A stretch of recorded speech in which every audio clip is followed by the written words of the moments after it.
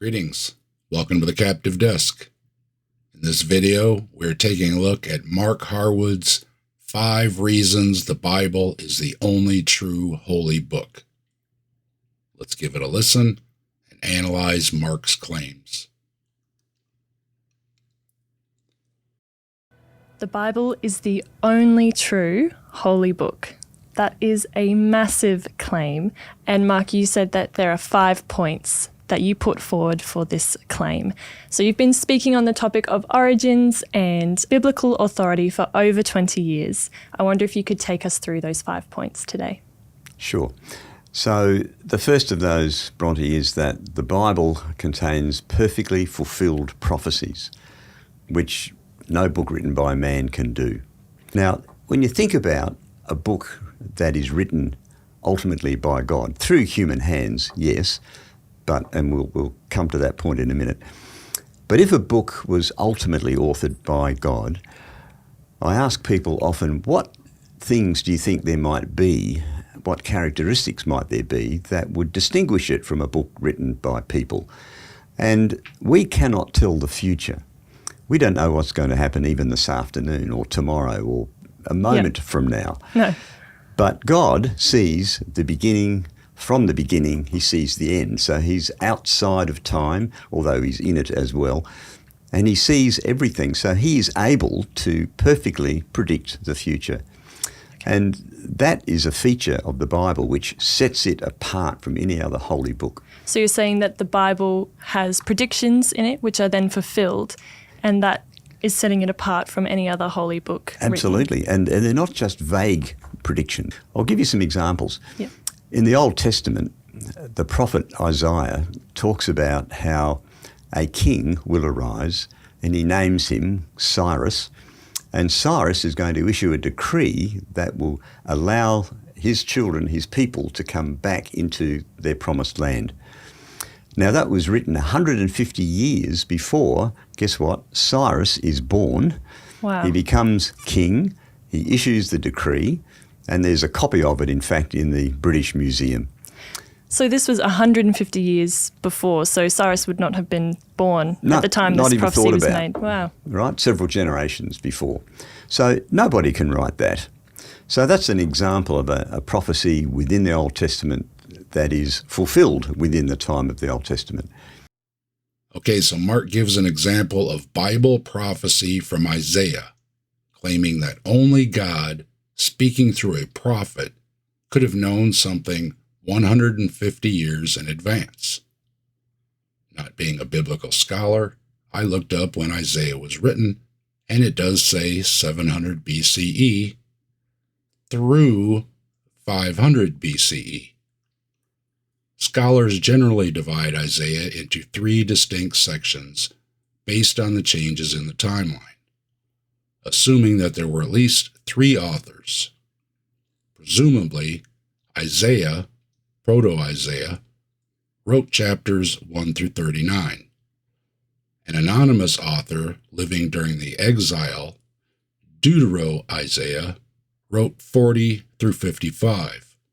And another anonymous author living after the exile, Trito-Isaiah, wrote 55 through 66. These authors are also referred to as 1st Isaiah, 2nd Isaiah, and 3rd Isaiah. So, how do you write a prophecy from God in the year 700 BCE, about 150 years into the future? Well, you wait around 150 years to write it in 500 BCE. While Mark gives other verses as well, I am picking one of them and showing it is not divine and not a prophecy about the future. It was a description of current events, and your first try does not prove the Bible to be the only true holy book, Mark.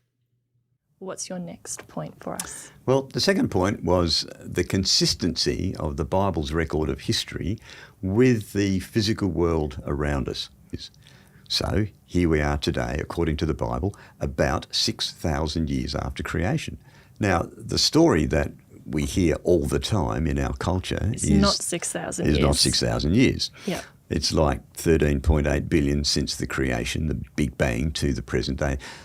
That is a factor of, let me do the arithmetic, of 2 million times longer, right? So it's not a small discrepancy. Not a small discrepancy, no. Yeah. And there's absolutely no way you can reconcile those two things together, right? But is there any evidence for recent creation? So that's a pretty fair question, isn't it? Well, you know, there's stacks of it. Secular scientists have discovered soft tissue in dinosaur bones. And that's a bombshell. Because, why is that? Well, dinosaur bones are supposed to be millions of years old, right? We're told they died out 65 million years ago. Yes. So they can't have soft tissue, collagen fibres, blood vessels, intact fragments of DNA, for instance. Because these things wouldn't last 65 million years. They break down quite quickly. Okay. But here they are in apparently, we're told, millions of years old bones. But it is consistent with just a few thousand years back to the flood.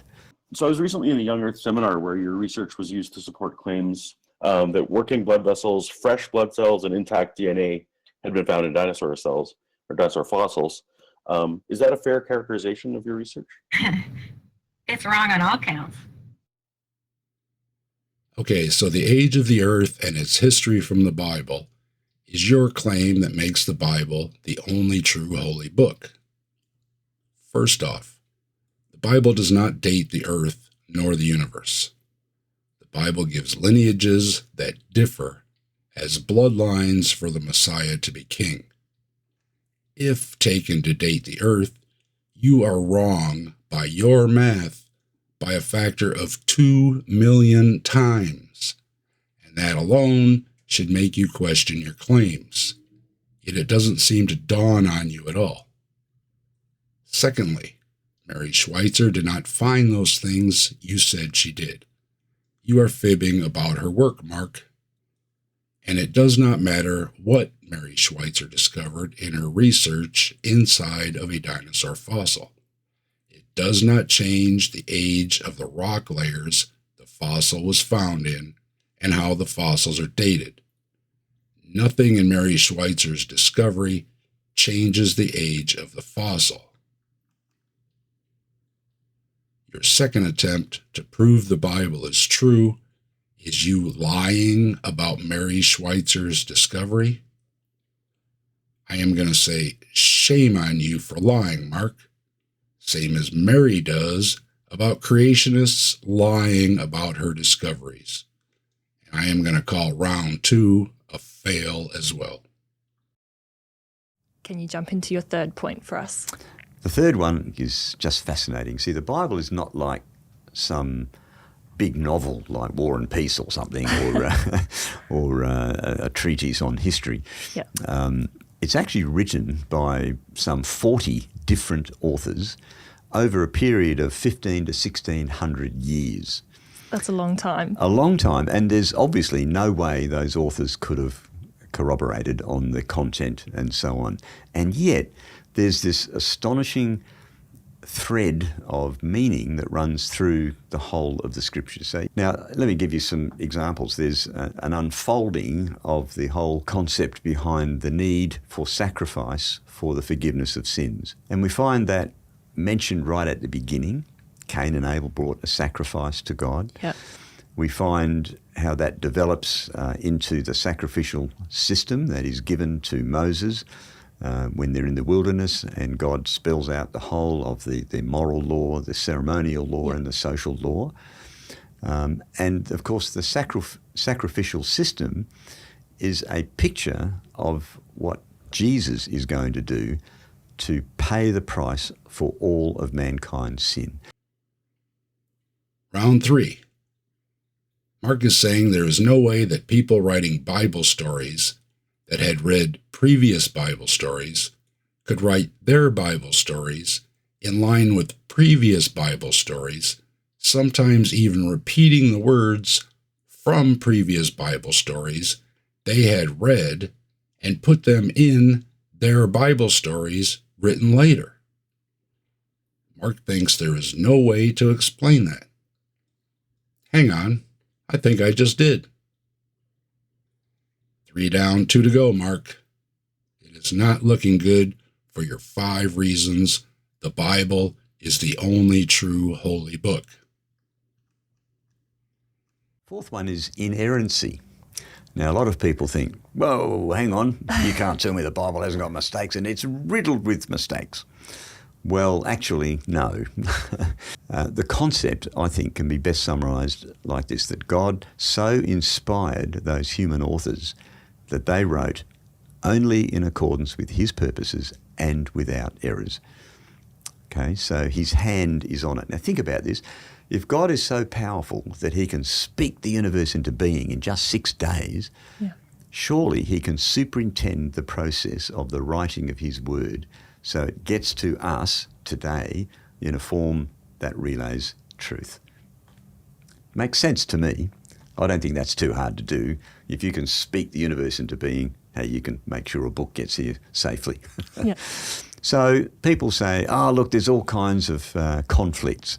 You look at the Gospels and they tell you different number of women went to the tomb and different number of angels and, all sorts of things. So what you're seeing there is 4 different views of the same incident. Well, we find it today if there's, a traffic accident or something and the police interview a number of different people who witnessed it. Some will draw attention to one feature, others will draw attention to another, things that caught their eye, and so they passed that on. But they didn't see something else. Yeah, I'd love to stop there for a second because I love watching TV crime drama. It's, pretty fun. I enjoy watching the police interview all the different people and trying to piece it together in my mind.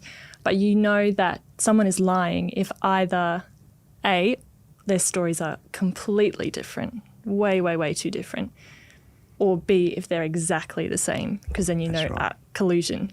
There's been people that have talked to each other before they've come and shared their story. So it's interesting that you're making that point that a few discrepancies are actually proof of just different people, different perspectives on the same issue. Yeah, but these things are not contradictions. They're different perspectives. Now, when you apply that approach, but God sees the beginning. From the beginning, he sees the end. So he's outside of time, although he's in it as well. And he sees everything, so he is able to perfectly predict the future. Mark's 4th claim is the Bible has no errors. As he explains the Bible's errors are because different people are giving their different perspectives on what Christians deem the most important moment in history for their faith, the resurrection of Jesus. And so God, who knows all and can see the future and can ensure through his divine will that what is written in the Bible is true and accurate, allows different authors, not witnesses to the event, to write different accounts about the most important moment for Christians and Christianity.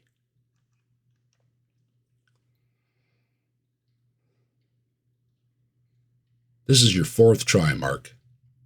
And you are saying God makes sure we know about the defining moment in Christianity from different authors who are unknown, that do not write in first person, that weren't there to see it, to describe the most important event to Christians, the resurrection, via different perspectives from hearsay. I call that a royal mouthful of hermeneutics, aka baloney, Mark. Of course, people can remember things differently. But to claim God, who knows all, is behind the authorship of the Bible, and to ensure we got the real story about the resurrection of Jesus, the most important thing to Christians and to the world and for the world in the minds of Christians, God uses anonymous authors giving their best guesses from things they may have heard passed around from others that differ, and recorded it as such to show how true it is and right from God, who knows all? Weak sauce, Mark. even weaker when poured over that word salad. I am going to say your fourth attempt was a dud. One last try, Mark. What do you got? What is your last point for us today? Well, I think this is perhaps the most important point, and that's the impact that the Bible has had on people's lives. People who have come from the most desperate of circumstances and have been radically transformed by the Bible's message. People's lives were changed? After 4 duds, your last chance is people's lives are changed by the Bible, so that makes it the only true holy book?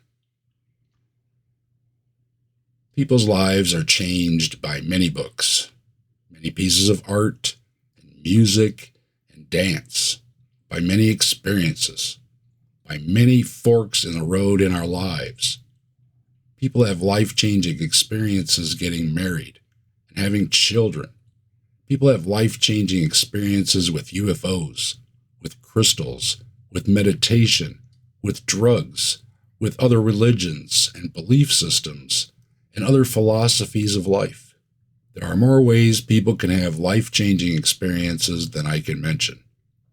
That, along with those who have them from reading the Bible, does not in any way set the Bible above them or separate from them or make them more special than the others. It actually does the opposite, Mark.